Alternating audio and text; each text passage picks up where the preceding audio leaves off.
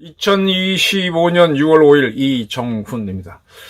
제가 하나 잘못 판단한 게 있습니다. 미국이 이재명 대통령하고 접촉하지 않으려고 한다, 이렇게 봤었습니다. 지금 한미 간에 이재명 정부하고 트럼프 정부 간에 접촉이 없는 건 사실인데, 그게 미국에서 피한다고 제가 봤었는데 아니네요. 이재명 정부에서 오히려 대미 접촉을 회피하면서 시간 끌기를 하고 있습니다. 대미 자주 노선을 보이기 위해서, 그리고 미국에 휘둘리지 않는다는 모습을 보이기 위해서 이러고 있습니다. 미국하고 사이가 틀어지면은 힘들다는 거는 이재명 정권에 있는 사람들도 압니다. 지금 미 문화원 사건의 핵심 중에 한 명인 김민석 씨가 국무총리 후보로 떠오르고 있고, 그 외에도 숱한 반미 운동을 했던 사람들이 정부에 들어올 겁니다.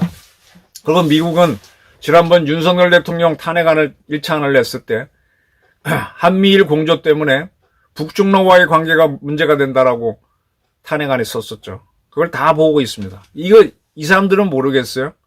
이 사람들은 처음에 내란 혐의로 탄핵을 했다가 내란으로 하게 되면 탄핵 심판이 길어질 것 같아서 싹 뺐잖아요. 다른 데는 다 압니다.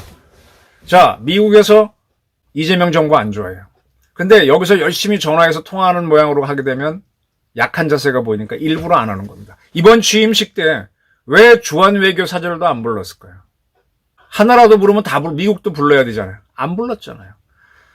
우리나라 군부 어느 누구도 참석 안 했잖아요. 즉 미국하고 안 통하면서, 그러면 미국도 어떻게 연락이 오든지 해야 미국도 개입을 할 텐데 못 하는 거예요. 그 사이에 모든 걸 결정짓자는 거죠. 3대 특검법을 통과시켜서 김건희, 윤석열을 잡고 검찰은 초토화시키고, 지금 이재명 정권은 굉장히 모순이 많은 게, 경기도 평화부지사 했던 이화영 씨가 대법원에서 7년 6개월인가요? 8개월인가 형이 확정됐죠. 쌍방울 게이트 유죄가 확정됐습니다. 자, 부지사가 한 거를 도지사가 모른다. 부지사가 맘대로 한다, 쌍방울하고. 이야, 이게 될까요?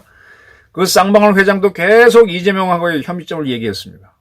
쌍방울 사건으로 지금 이재명 대통령은 기소돼 있습니다. 그 재판이 중지돼 있지. 이제 그런 것들을 다 멈추고, 이미 유죄가 확정된 공직선거법, 그것도 무죄로 만들려면은 이 많은 것과 접촉하면 안 되니까 미국과의 관계를 일부러 안 하는 겁니다. 그래서 미국이 뭐라도 민주적 절차를 지켜라 한마디 나오면은 국내 여론이 벌떡 일어날 수 있으니까 안 하는 거야. 차단해 놓고, 미국에 맞서는 것처럼 보이는 건데, 이 기저에는 우리가 중국 품위에 뛰어들면 애달부는 거는 미국이다, 이런 배짱이에요. 이게 운동권 논리입니다. 그 말 일리는 있어요. 우리가 중국에 붙으면은 일본이 위태로워지고, 그래서 일본이 조선반도가 공산화되거나 반일 세력인 청나라나 러시아 세력에 들어가게 되면 일본이 위태로우니 먼저 일본이 먹어야 된다고 해서 정한론, 1차 정한론, 2차 정한론, 6.25 때는 3차 정한론이 나오는 거잖아요. 근데 우리가 딱 러시아나 중국이나 북한 세력을 막아주면 일본에서는 우리를 지원하는 후방기지가 되는 거고, 그게 유엔사 체제거든.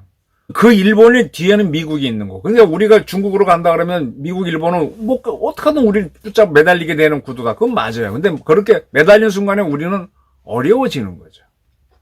이제 그런 계산하에서 미국 대통령과 바로 통화를 하는 게 한국 안보에서는 첫 번째 조건인데, 그걸 일부러 안 하는 겁니다. 비상경제 점검 타스크포스는 딱 행정모형 일련으로 띄워서 하는 것처럼 해놓고 실실 노는 거예요. 첫 번째 국무위에서 김밥 도시락 까먹으면서 3시간 동안 이야기하고, 그 다음에 지하벙커에서 NSC 회의 열어서 안보점검 회의하고, 그런데 북한하고는 잘 지내겠다고 했다며. 그거 중국하고는 갈등할 생각이 없고, 중국하고 잘 지내야만 미국이 우리한테 고개 숙인다는 게 이들의 생각이지 않습니까? 그렇다고 미국이 당장 어떻게 하겠어요? 대한민국을 쳐들어오겠습니까? 어떻게 하겠습니까? 못하죠. 나중에 이제 경제로 탁탁 흔들겠죠. 오랜 세월 지나서 흔들겠죠. 일본도 문재인 정권이 일본과의 그 특수물질 거래 차단하고 할 때 일본도 어떻게 하지 못했잖아요. 지소미아 안 하고 어떻게 하지 못했잖아요. 또 그랬대도 한국 경제가 결정적으로 쇠퇴하지도 않았었고, 워낙 박정희 전두환 때 해놓은 게 많으니까. 이게 배짱 부리는 겁니다. 근데 여기에 이렇게 되면은 이게 이재명 하나로, 이재명의 죄인으로만 나중에 본다면 되지만 국가 전체가 한 거기 때문에 대한민국은 못 믿는 나라가 되면은 우리는 결정적인 순간에 우리도 한 대 맞습니다. 그건 나중에 보수 정권이 맞을 수도 있어요. 윤석열 대통령은 그래도 캠프 데이비드 협정 정신 뭐 해갖고 한미일 공조를 단단히 했는데 이걸 깨겠다는 겁니다.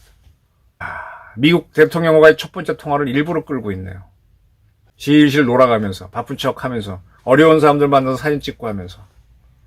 그러나 한편으로는 그러면서 이제 이재명 방탄 법안들을 통과시키고 윤석열을 초토화시키는 법안들을 통과시키고 윤석열 지지했던 사람들을 다 바보 만들고, 그다음에 김상옥처럼 국민힘에서 투항해온 사람은 확 띄워주겠죠. 그 친구는 뭐 지금 현재 이혼 소송 중이라는데 뭐 그런 게 다 묻히겠죠. 이런 것들이 다 플랜에서 움직이는 겁니다. 계획되어 있던 겁니다. 이렇게 하는 사이에 누구를 잡느냐? 조희대 대법원장을 잡을만 하면 잡을 거고 아니면 겁을 상당히 줄 겁니다. 꺾어놓을 거고. 이제 헌재 재판관들도 기존 사람 두 사람 취소시키고 자기 원하는 집어넣어서 헌재까지도 완전히 장악하는 겁니다. 우리 누구의 문양배인가? 헌재 대리? 뭐 착하고 가난해 이제 수재다? 아유, 참. 한심하죠. 지금 대통령실에서는 일본 총리나 중국 주석하보다 먼저 통화할 생각은 없다라고 하면서 또 할 것처럼 뉘앙스 풀리면서 살짝 미국 돌리고 있습니다. 근데 미국도 이걸 모르겠어요. 그 전에 트럼프 정부 1기 때 코리아 미션 센터 만들어서 문재인 정권하고 김정은 정권을 한꺼번에 다루는 문제를 했었죠. 미국의 최고의 CIA 같은 데서도 이제 이재명에 대한 연구를 많이 했을 거예요. 저도 이 정도로 보는데 그 친구들이 못 보겠습니까? 어떻게 하면은 하느냐. 그때 이제 문재인 씨가 트럼프한테 노벨 평화상 주면서 해서 북한하고 내통하려고 했던 걸 트럼프가 딱 엎어치게 했지 않습니까? 당합니다. 우리가 현명하면 안 당할 거라고 하지만 힘의 논리에 있어서는 어렵습니다. 그래도 문재인은 버티고 임기 다 채고 나왔으니 이재명도 할 거다. 할 가능성은 있겠죠. 한국이 초라해집니다. 대통령 시임식 때 주한 외교사들도 안 부르고 다 한 게 의도적이었네요. 미국의 대통령과 일부러 통화를 회피하고 있는 이재명. 시청자 여러분은 어떻게 보십니까? 대미자주 위대하다고 보십니까? 이민 가야 되겠다 이런 생각을 하십니까? 이민 가지 마시고요. 그래도 조국이니까 이 나라를 고쳐주시기 바랍니다. 감사합니다.